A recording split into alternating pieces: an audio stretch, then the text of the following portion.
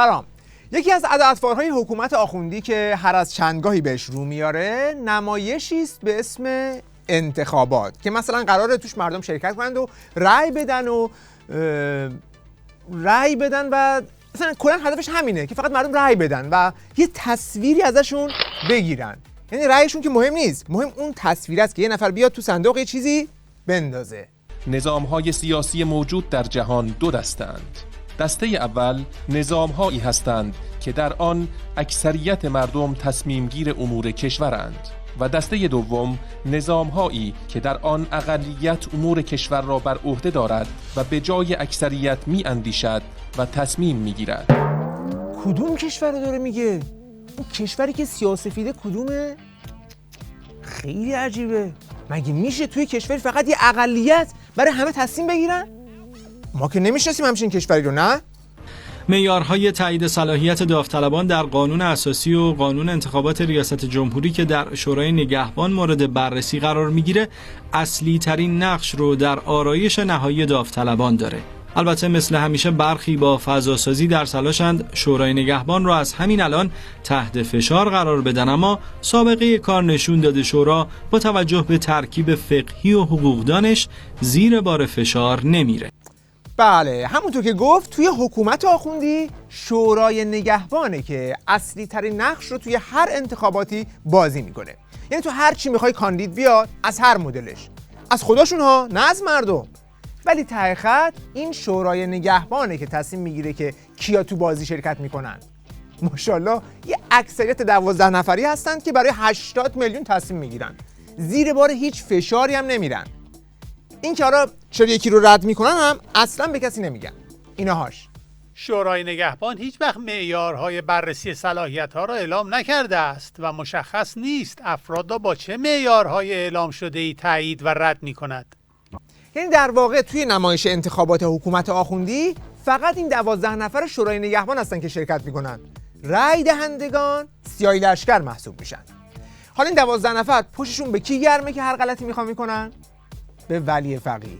اونه که این 12 نفر رو مشخص میکنه و حرف آخر رو هم اون میزنه. فرمود رئیس جمهور منتخب مردم اگر از طرف ولی فقیه نصب نشود طاغوت است. هزار کسی واجد شرایط باشه تا اذن از طرف امام نباشه ارزشی نداریم. مردم چیکارن که به کسی حق بدن؟ مگه خودشون دارن همچه حقی رو؟ مردم تعیین کردن یکی رو به رئیس جمهور یا دارش حکومت کنه هر کار میخواد بکنه. مردم چه حق داشتن بکنن؟ و اینجا اقلیت هم نیست. اینجا فقط یه نفر تصمیم میگیره برای همه مردم. انتخابات توی حکومت آخوندی اینه. حالا این یه نفر، یعنی همین ولی فقیه، 1-2 ساله که گیر داده به چی؟ که آقا تمام دردها و مشکلات مملکت فقط یک راه حل داره و اونم اینه: دولت جوان حزب اللهی. اما اینکه این دولت جوان حزب اللهی دقیقاً کیه و چیه رو نمیگه، فقط هی میره میاد میگه دولت جوان حزب اللهی. روی این حساب توی این نمایش انتخابات یه مشت جک و جونور ریختن وسط معرکه که تنور این نمایش رو به زور گرم کنن. برخی ها معتقدند علی لاریجانی به پشتیبانی روابط با دو جناح جزو داوطلبان اصلی است. بعضی توصیه می‌کنند روی محسن هاشمی، آذری جهرمی، پزشکیان، ظریف، صادق خرازی، اردکانیان و حتی اسحاق جهانگیری هم حساب انتخاباتی باز کنید. عده‌ای هم روی حضور احتمالی قالیباف و حتی رئیسی حساب ویژه باز کردند. در انتخابات پیشرو اگر اسامی محسن رضایی، احمدی نژاد، کواکبیان، سعید جلیلی، قاضیزاده هاشمی، علی نیکزاد، سورنا ستاری، محمد رضا عارف، حسن صبحانی و رستم قاسمی هم به عنوان داوطلب به گوشتون رسید، تعجب نکنید. خب این اسمایی که گفت همه اغلب همون مهرهای سوخته و چند بار مصرف شده‌ای هستن که یا تو نمایش‌های قبلی باختن یا تو همین شورای نگهبان تا بال حذف شدن و خلاصه زیاد ربطی به اون دولت جوان حزب اللهی آقاشون ندارن. بعضیاشون که تاقچه بالا میذارن. به خدا من قصد انتخابات ندارم، دنبال این نیستم. شما مگه این چیزا رو انتخاباتی نبینین؟ خیلی خیلی آسوده تریم. یا مثلا یکیشون هم یک حضرت توهمیه به اسم مطهری. احساس کردم که در شرایط فعلی یک کسی با ویژگی‌های شخصیتی من مناسب‌تره برای اداره کشور. حالا تازه این کسیه که توی نمایش انتخابات مجلس قبلی همون شورای نگهبان ردش کرده. اما یکی از کسایی که این دولت جوان حزب اللهی رو خیلی جدی گرفت، یا شاید هم هلش دادن که جدی بگیره و خلاصه فکر کرد خبریه، این یارو بود. در معیت سردار محمد هستیم، انشالله رئیس جمهور آینده. خب بسم الله الرحمن الرحیم. منم سلام عرض میکنم. از همه التماس و دعا داریم. شب عزیزیه کنار مرقد منور حضرت علی ابن موسی رضا، شب شهادت موسی بن جعفر. از همه دوستان التماس دعا داریم. دعا کنید.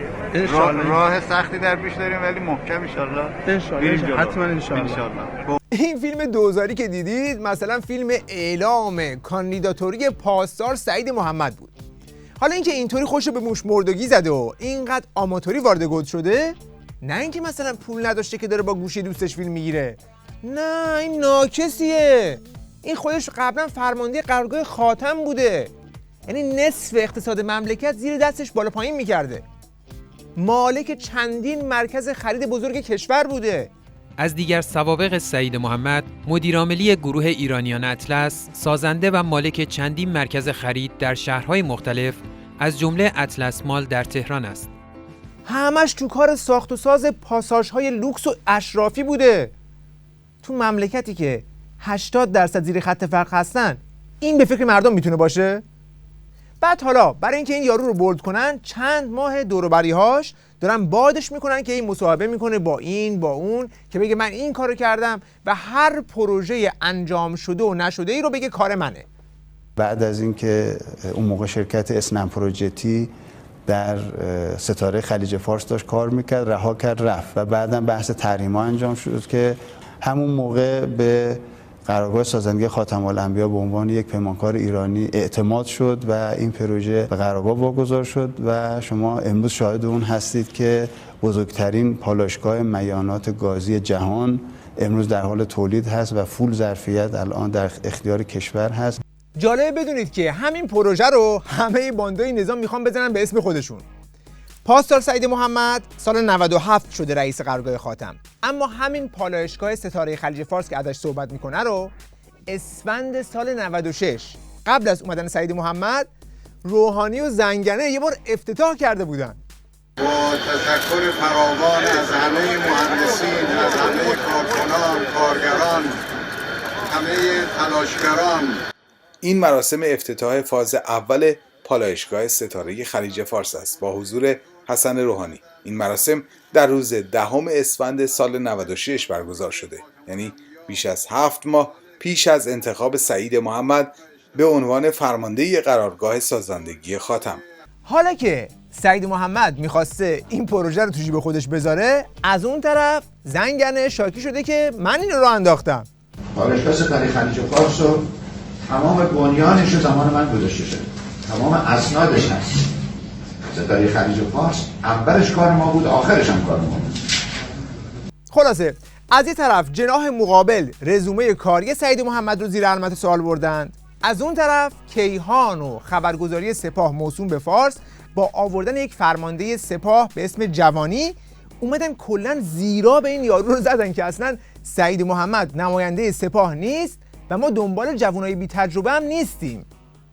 پاسدار جوانی با اشاره به مبحث دولت جوان حزب اللهی گفت دولت آینده باید همه ظرفیت‌های کشور را پای کار بیاورد، نه اینکه بگوییم باید کسانی که صاحب تجربه و اندیشه هستند را کنار بگذاریم و بیاید سراغ دولتی با سن پایین و بدون تجربه.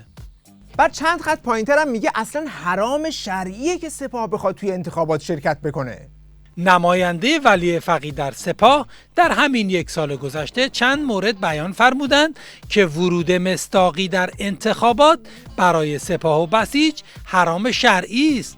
سپاه نه از سعید محمد و نه از هیچ کاندیدای دیگری در انتخابات حمایت نمی کند و نخواهد کرد. برخی تصور میکنند چون سعید محمد مسئولیت فرماندهی قرارگاه خاتم سپاه را بر عهده داشته و به عرصه انتخابات ورود کردند، احتمالاً ورود ایشان به عرصه انتخابات با نظر و تایید و حمایت سپاه است، در حالی که این تصورات نه تنها کاملا خلاف واقع است، بلکه واقعیت این است که سپاه به جد با ورود پاسداران و از جمله ایشان به عرصه انتخابات بدون طی مراحل و فرآیندهای قانونی تعریف شده مخالف است. پاسدار جوانی که این حرفا رو زد فکر نکنید که همینطوری از دستش در رفته یا یک آدم دونپایه‌ای بوده. نه، این معاون سیاسی کل سپاه و یکی از نفرات دستگاه نماینده خامنه‌ای توی سپاهه. سردار جوانی در مجموعه عبدالله حاج صادقی نماینده کنونی ولی فقیه در سپاه و نزدیک به ایشان فعالیت می‌کند. ظاهراً حاج صادقی به سردار جوانی عنوان کرده که سعید محمد در دوره حضور در قرارگاه خاتم مرتکب تخلف آشکار شده و از امکانات و وجه این نهاد در راستای مناسبات انتخاباتی استفاده کرده است. یعنی این حرف که سعید محمد رو از قرارگاه خاتم انداختن بیرون، حرفیه که گندموندای سپاه پشتشن و حرف کمی نیست. اولین تأثیر بیرون زدن این اختلافات در رأس سپاه اینه که بسیجی‌ها بیشتر حیرون و ویرون میشن. اینجا بود که بلافاصله 20 وارد شد تا این فضاحت رو ظرف چند دقیقه ماسمالی کنه.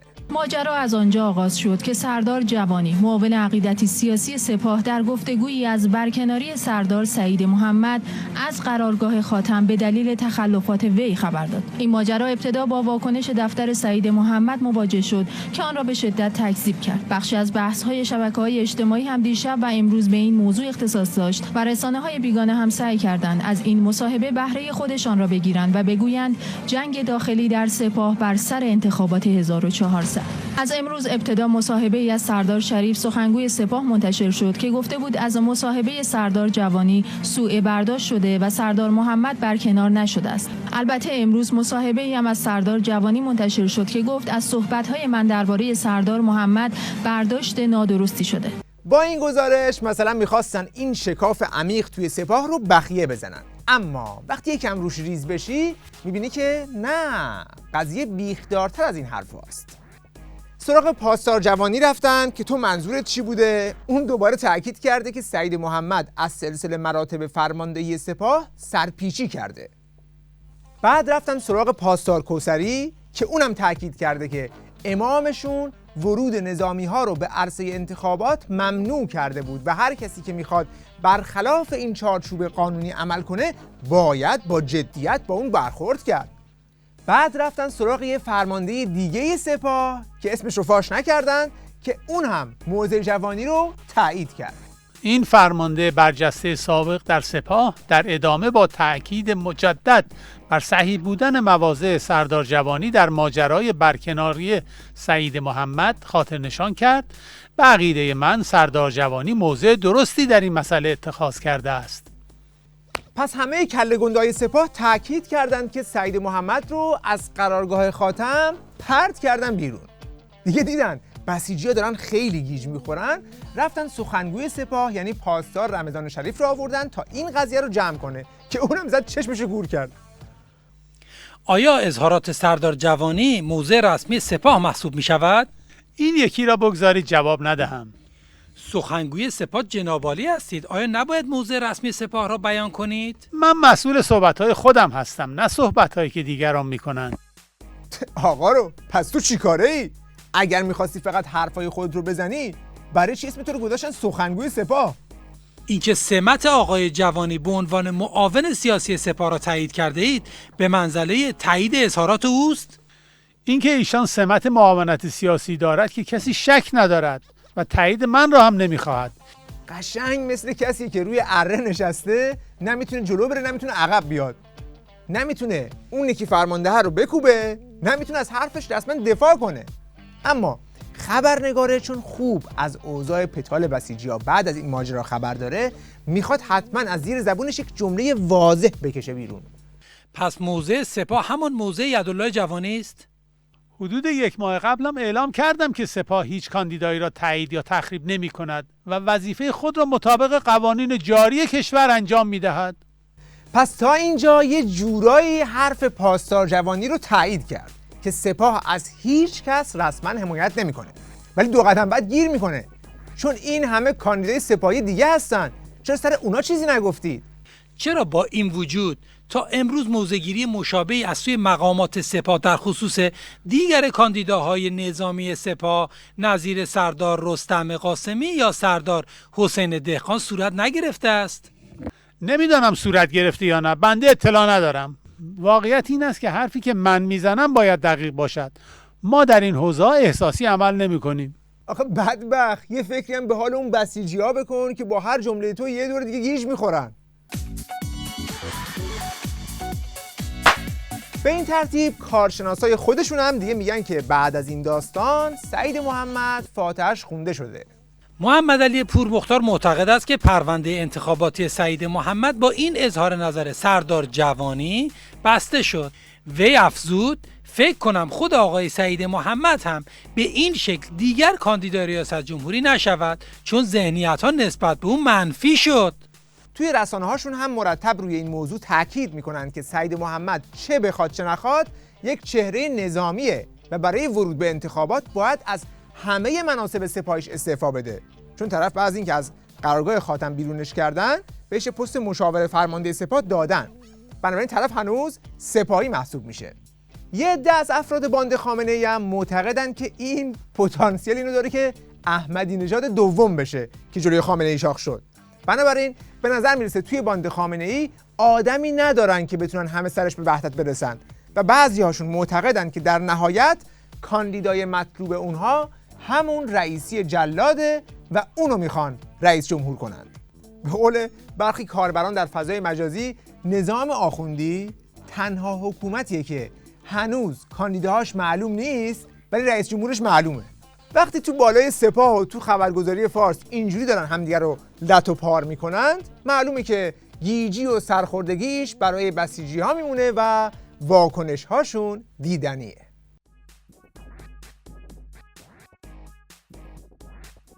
ضربه‌ای که خبرگزاری فارس و سردار جوانی به سپاه زد رو حتی سعودی ها و صهیونیست‌ها و آمریکایی‌ها هم نمیتونستن بزنن.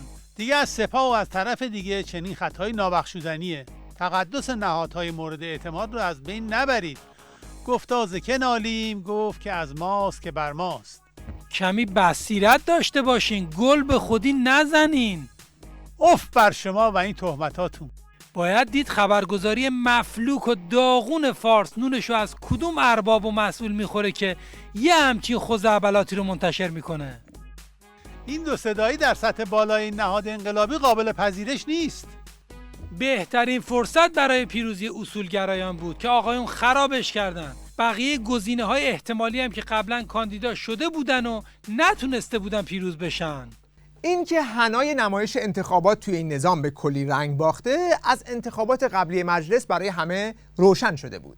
اما الان به نظر میرسه که حتی بسیجیای خود نظام هم نمیدونن که توی این نمایش باید چه خاکی به سر کنن. مسیر انتخاباتی در این دوره از انتخابات مبهم و غیر شفاف است و تا اینجای کار مشخص است که مشارکت مردم پایین خواهد بود و اگر مشارکت پایین باشد همه نامزدها حتی فردی که رئیس جمهور می شود بازنده خواهند بود. پس ظاهراً قراره که نمایش انتخابات 1400 سیاه‌ترین نمایش در تاریخ حکومت آخوندی بشه که از همین الان هم ترس و لرز از عواقبش همشون رو فرا گرفته. و اگر روزی انتخابات از نظر مردم بیفته، یعنی مردم بگن چه فایده داره حالا بریم انتخاب بکنیم یا نکنیم، اگه به همچون روزی که هیچ وقت انشاءالله به همچون روزی مردم ما نرسن که بگن انتخاب بکنیم یا نکنیم چه تأثیری داره، این به معنای پایان تمام انقلاب هاست. یعنی از میرزای شیرازی تا حالا همه از دست دادیم و از بین رفته. پس تا جایی که به این کاندیداهای ولایت پسند برمیگرده، اینا که همشون یه مشت غارتگر و جانی و قاتل هستند، اینا همه پاسدارای همون سپاهی هستند که توی کشتار 1500 نفر در قیام آبان دست داشته، توی زدن هواپیمای اوکراینی دست داشته، تو سرکوب قیام بلوچستان و دست داشته. مردم که به اینا رأی نمیدن، اما اگر بخوان رأی بدن باید رأی به مجازات اینها بدن و اینکه اینها چه حکمی بگیرند. در نهایت باید به ولی فقیه گفت که فیگور انتخابات شما رو دیگه کسی تحویل نمیگیره. بعید میدونم که جسم ناقصت پیچ این انتخابات رو سالم رد کنه. وقت بخیر و خدا نگهدار.